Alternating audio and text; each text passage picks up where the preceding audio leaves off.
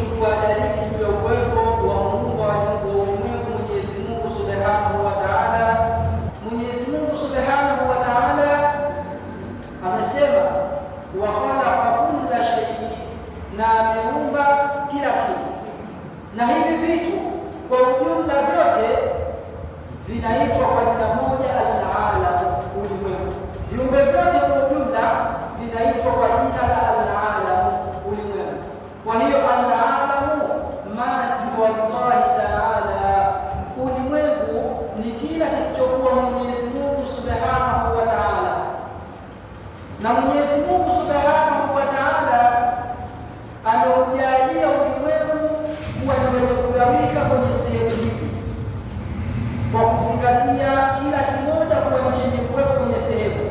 Akajalia Mwenyezi Mungu baadhi ya vilimwengu, baadhi ya viumbe kuwa ni vyenye kuwepo juu na baadhi ya viumbe kuwa ni vyenye kuwepo chini. Kwa hiyo wanazuoni wa elimu ya tauhidi ndio wakaiashiria kwenye hilo kwa kuelezea kwa neno al-alamu al-ulwi, al-alamu as-sufli, ulimwengu wa juu, ulimwengu wa chini.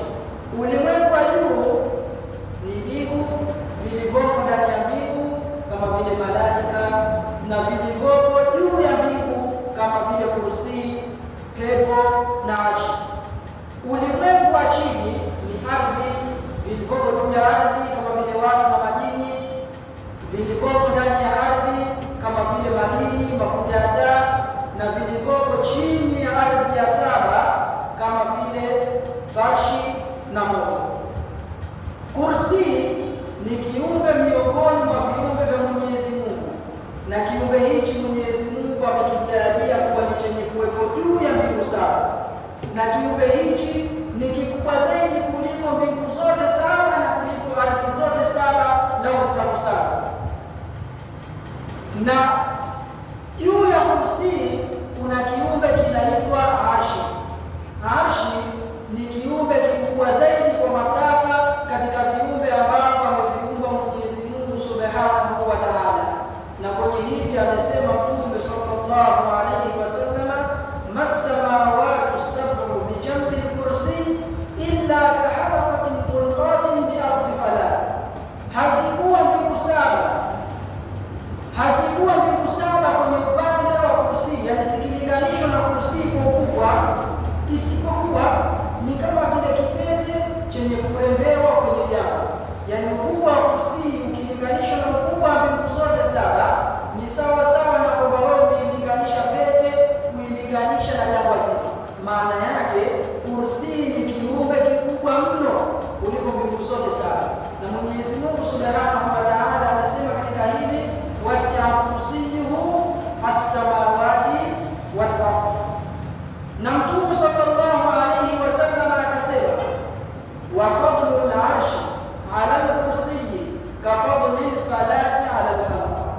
Na ukubwa wa arshi ukilinganishwa na ukubwa wa kursi ni kama vile ukubwa wa jangwa ukilinganishwa na ukubwa wa kursi. Mwenyezi Mungu Subhanahu wa Ta'ala amejalia kiumbe kikubwa zaidi kwa umbile kuwa ni chenye kuwepo juu zaidi, na sio maana yake kwamba Mwenyezi Mungu hawezi kuumba kiumbe kikubwa zaidi. Mwenyezi Mungu anaweza kuumba kiumbe kikubwa zaidi kuliko arshi, lakini Mwenyezi Mungu hajataka kuumba kiumbe kikubwa zaidi kuliko arshi. Na arshi Mwenyezi Mungu ameiumba na akaijalia kuwa ni kiumbe kikubwa zaidi kwa masafa, pia ni kiumbe chenye kuwepo juu zaidi kuliko viumbe vingine, lakini hilo ni kwa ajili ya kudhihirisha uwezo wake Mwenyezi Mungu Subhanahu wa Ta'ala, kama alivyosema Sayyidina Ali radhiyallahu anhu fima rawahu al-Hafidh Abdul Qahir ibn Tahir al-Baghdadi, amesema inna Allah Ta'ala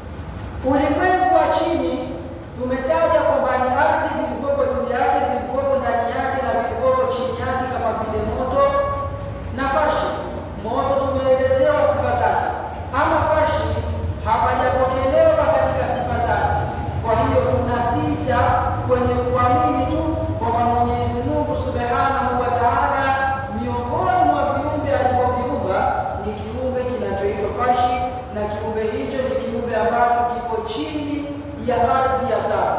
Hii ni kwa ufupi kuhusiana na ulimwengu na vigao vyake viwili kwa kuzingatia mahali. Kwa hiyo kuna ulimwengu wa juu na kuna ulimwengu wa chini, na Mwenyezi Mungu amejalia pia kuwa ulimwengu wenye kugawika sehemu mbili kwa kuzingatia sifa. Akajalia Mwenyezi Mungu Subhanahu wa Ta'ala kuwa kuna viumbe inawezekana kukamatika kama vile ukuta, mtu, mti na kadhalika, na akajalia baadhi ya viumbe kuwa haiwezekani kukamatika kama vile hewa, elimu, giza na mfano hii. Na hili wanawazuoni wa elimu ya tauhidi wanaelezea kwa kusema al-alamu kathif wal-alamu latif, ulimwengu mgumu, yani ambao inawezekana kukamatika, na ulimwengu mlaini, yani ambao haiwezekani kukamatika. Kwa hiyo viumbe vyote kwa ujumla ni vyenye kugawika kwenye sehemu nne. Huu ndio mkusanyiko.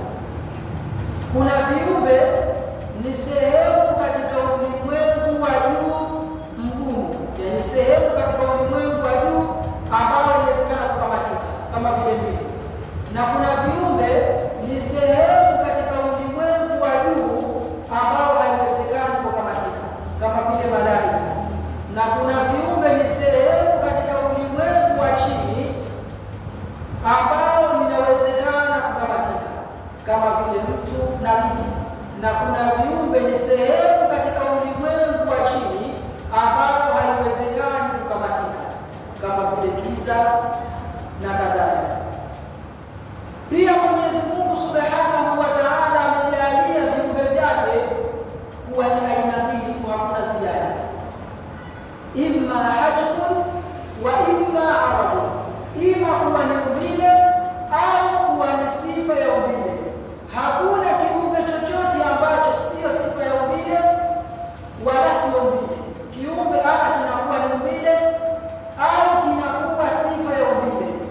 Mwenyezi Mungu Subhanahu wa Ta'ala hivi ndivyo alivyovijalia viumbe vyake, na ametufahamisha Mwenyezi Mungu Subhanahu wa Ta'ala kwenye Qur'ani akatuambia, fala tadribu lillahi al-amthal, musimpigie Mwenyezi Mungu mifano, yani musimkisie Mwenyezi Mungu kwa viumbe wake, kwa sababu yeye ni Mungu na kisichokuwa yeye ni kiumbe, sio Mungu, na Mungu